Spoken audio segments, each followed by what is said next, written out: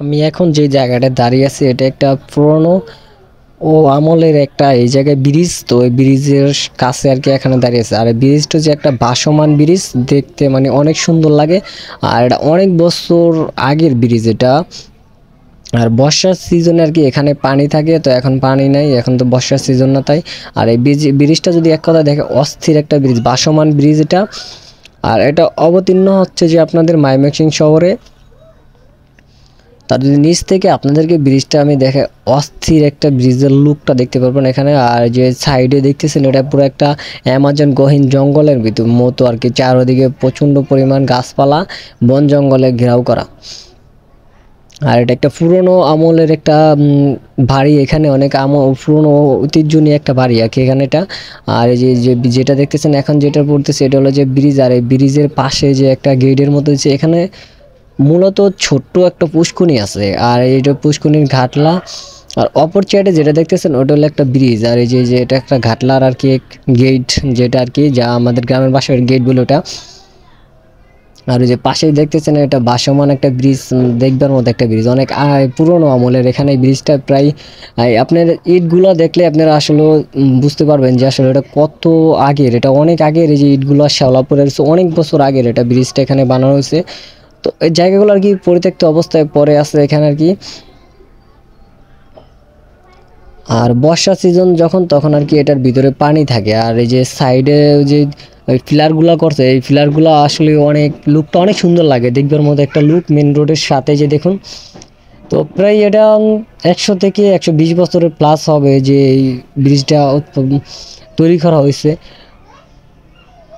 তার এক কথা এখানে আর কি পুষ্করিণীর ভিতরে নামতেছি, আর পুষ্করিণীর ভিতরের লুকটা আসলে খুবই ভালো লাগতেছে। দেখুন এটা পুষ্করিণী, এটা হচ্ছে একটা পুষ্করিণী। আর পুষ্করিণীর উপর দিয়ে আর কি ব্রিজটা পুষ্করিণীর এই পার থেকে ওই পার যাওয়ার জন্য। আর পাশে গাটলা দেওয়া আছে। তারপরে এখানে আর কি যে তারা আর কি এখানে প্রাচীন আমলে যারা ছিল তারা আর কি এখানে গোসল টোসল করতে পারতো, আর সেই জন্য গাটলা দেওয়া আছে। আর এই যে পাশে যেটা দেখতেছেন একটা ফ্ল্যাটের মতো, তা আসলে এটা বিশেষ করে কিসের জন্য বানানো হয়েছে সেটা আমি সঠিক বলতে পারি না, কিন্তু আমার কাছে আসলে লুকটা খুবই ভালো লাগছে। তো এখন আমি এটার উপরে উঠলাম। আর ওই পাশে আরেকটা ঘাটলা আছে, এটা একটা পুষ্কুনি। এক কথায় আমার কাছে খুবই ভালো লাগতেছে, মানে দেখবার মতো একটা জায়গা। আর এই যে এখন আর কি এখানে আমি ময়মনসিংহ শহরে আর কি ট্যুর আসছিলাম, তো ওখানে আর কি তো কিছু মানে জায়গাগুলো দেখে আমার কাছে খুবই ভালো লাগতেছিল, তাই আর কি আপনাদের সবার সাথে আর কি এই জায়গাটা নিয়ে আর কি শেয়ার করলাম। আর ওই পাশটা যদি আমি এখন আর কি ব্রিজের পাশ দিয়ে ওই পাশে যাইতেছি, ওই পাশের লুকটা আপনাদেরকে দেখানোর চেষ্টা করতেছি। ওই পাশের লুকটা অনেকটাই সুন্দর, জাস্ট দেখবার মতো একটা লুক। আর গ্রামের পরিবেশ খুবই ভালো লাগে, এটা মানে একটা গ্রামের ভিতরে আর কি এই জিনিসটা। আর এখন আর কি ওই পাশে আপনারা দেখেছি, আর এই যে উপরে যেটা দেখতেছেন এটা ভাসমান একটা সেতু বলতে পারেন, মানে খুবই সুন্দর লাগতেছে, লোকটা অস্থির অনেক। আর আগের মানুষের এই যে ডিজাইনটা যে করছে আসলে ডিজাইনটা আমার কাছে খুবই ভালো লাগতেছে। এই ডিজাইনটা অনেকটা সুন্দর, একটা প্রাচীন আমলের ডিজাইন, এটা মনে হইতেছে বাহিরের রাষ্ট্রে যেরকম ডিজাইনগুলো সেম ওই আদলে আর কি জিনিসটা তৈরি করা।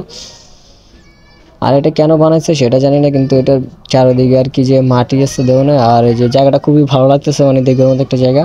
আর এটা হচ্ছে যে ময়মনসিংহ শহরের ভিতরে আর কি অবতীর্ণ।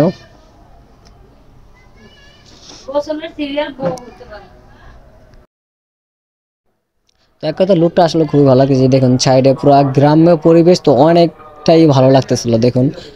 আর আজকে ভিডিওটা এই পর্যন্ত।